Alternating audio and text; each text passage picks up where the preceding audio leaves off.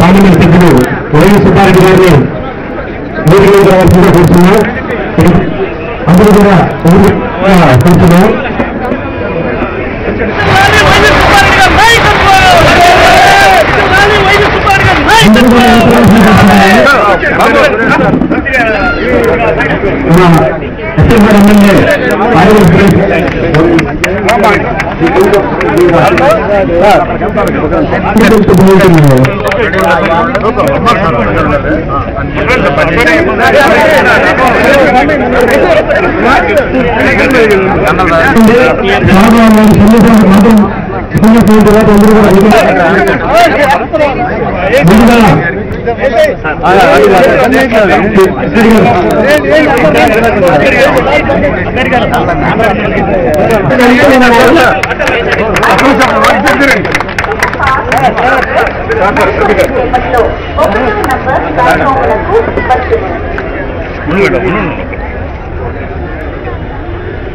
MLA దగ్గరికి వెళ్ళినా ఈ అప్లికేషన్ తప్పకుండా పెట్టుకుంటాం, 13% ట్రై చేయండి అని ఎప్పుడు అన్నయ్య గారు అనేవాళ్ళు. నేను తప్పకుండా ఈ జోధపూర్ ఇక్కడ ఆగే రాగా నేను తప్పకుండా ట్రై చేస్తానని.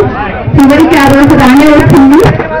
ఈ రోజు నుండి ఇక్కడ ఈ ట్రైన్ ఆగటం, ఈ రోజు కూడా ఇక్కడ నుండి మా సంస్థ తరఫున కొంతమంది రాజస్థాన్కి వెళ్తున్నారు మౌంట్ ఆబుకి. కాబట్టి వాళ్ళు చాలా సంతోషంగా ఉన్నారు.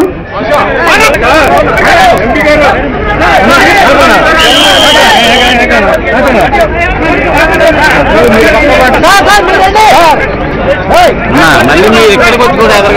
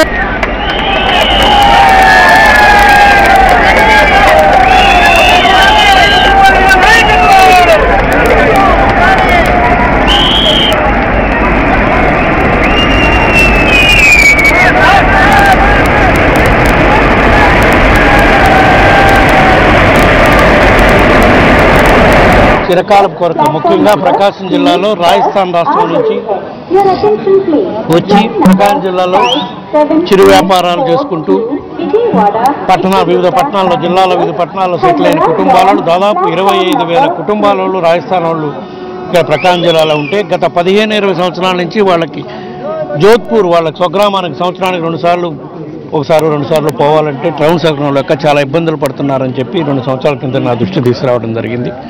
నేను రైల్వే శాఖ మంత్రిని వివిధ సమయాల్లో సుమారుగా గత 2 ఏళ్లలో 10-15 సార్లు కలిసి ఆయన మీద చాలా ఒత్తిడి తీసుకురావడం జరిగింది.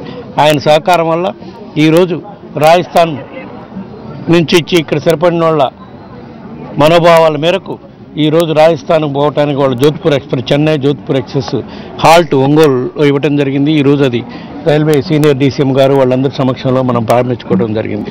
అదేవిధంగా ప్రకాశం జిల్లాలో పశ్చిమ ప్రాంతానికి కనిగిరి, కందుకూరు, కొండేపి కాన్స్టిట్యున్సీ నియోజకవర్గాన్ని నుంచి పోయి బెంగళూరులో స్థిరపడిన వాళ్ళు చాలామంది ఉన్నారు, వివిధ వృత్తులు చేసుకుంటూ ఉన్నారు. వాళ్ళందరి సౌకర్యార్థం కూడా సుమారు 25,000 కుటుంబాల సౌకర్యార్థం కోసం కాకినాడ నుంచి శేషాద్రి పోయే ఎక్స్ప్రెస్ను కూడా సింగరాకొండలో హాల్ట్ ఇవ్వడం జరిగింది. ముఖ్యంగా కనిగిరి ప్రాంతం నుంచి 25,000 కుటుంబాలలో పోయి బెంగళూరులో ముఖ్యంగా ఈ బేల్దారు పనులు కానివ్వండి వివిధ వృత్తులు చేసుకుంటూ సెటిల్ అయిన ఉన్నారు. వాళ్ళందరి సౌకర్యార్థం అది కూడా దాదాపు 2-3 సంవత్సరాల కృషి ఫలితంగా రైల్వే మంత్రి సురేష్ ప్రభు గారి సహకారంతో అది కూడా హాల్ట్ ఇవ్వడం జరిగింది. ఈ రెండు ట్రైన్లు ఈరోజు జోధ్పూర్ ఎక్స్ప్రెస్ని ఒంగోలు స్టేషన్ నుంచి అదేవిధంగా శేషాద్రి ఎక్స్ప్రెస్ని సింగరాకొండ స్టేషన్ నుంచి హాల్ట్స్ ప్రారంభించడం జరిగింది. ఇది చాలా శుభపరిణామం. ముఖ్యంగా ప్రకాశం జిల్లాకు సంబంధించినందుకు రైల్వే శాఖ మంత్రి గారు మన వెనుకబండ ప్రాంతాన్ని గుర్తించి అన్ని విధాలా ఆయన సహకారం అందిస్తున్నాడు. ముఖ్యంగా ప్రకాశం జిల్లాలో 3 రైల్వే స్టేషన్లు ఆదర్శ రైల్వే స్టేషన్గా తీసుకున్నందుకు కానీ 4 ట్రైన్లు గత 3 సంవత్సరాల్లో 4 ట్రైన్లు అదివరకు శబరి ఎక్స్ప్రెస్ ఇచ్చారు సింగరాకొండలో, అదేవిధంగా గరీబ్ రథ్ ఎక్స్ప్రెస్ గిద్దలూరు దగ్గర దిగుమెట్టలో హాల్ట్ ఇవ్వడం జరిగింది. మొత్తం 3 సంవత్సరాల్లో 4 ట్రైన్లు హాల్ట్ ప్రకాశం జిల్లాకి ఇవ్వడం జరిగింది, ఎక్స్ప్రెస్ ట్రైన్ హాల్ట్స్. అదేవిధంగా 3 railway stations Markapuram, Donakonda, Ongole railway stations ఆదర్శ రైల్వే స్టేషన్స్గా డిక్లేర్ చేయడం జరిగింది.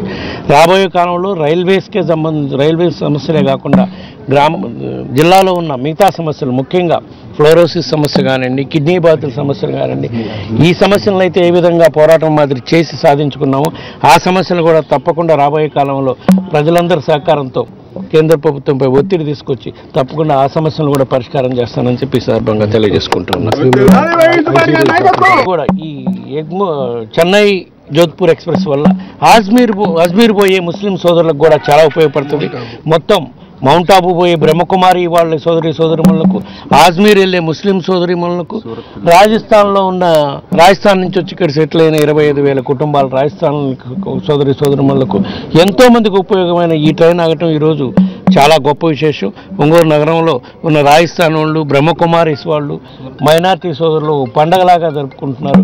ఇటువంటి కార్యక్రమాలు రాబోయే కాలంలో మార్బుల్ గ్రానైట్ వ్యాపారస్తుల పరిశ్రమలో కూడా చెంకుర్తిలో సుమారుగా 2,500-3,000 కుటుంబాలు రాజస్థాన్ నుంచి వచ్చి సెటిల్ అయ్యి, సూరత్ నుంచి వచ్చి సెటిల్ అయ్యి చేస్తున్నారు. వాళ్ళకు కూడా ఎంతో అనుకూలంగా ఉంటుందని చెప్పి ఈ సందర్భంగా తెలియజేసుకున్నాను.